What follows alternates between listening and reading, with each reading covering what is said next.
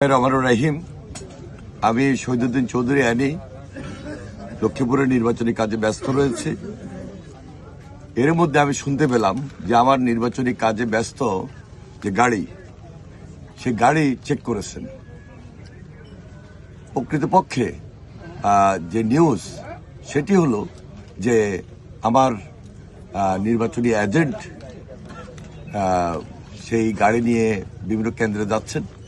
সেখানে আমার যে ব্যয়, তার মধ্যে 15 লক্ষ টাকা কেন্দ্র ওয়াইজ দেওয়ার জন্য যে আমার নিয়োজিত দায়িত্বে ছিলেন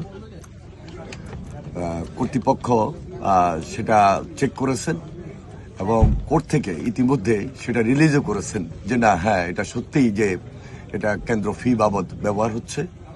সুতরাং কোনো ধরনের বিভ্রান্ত হওয়ার কিছু নাই।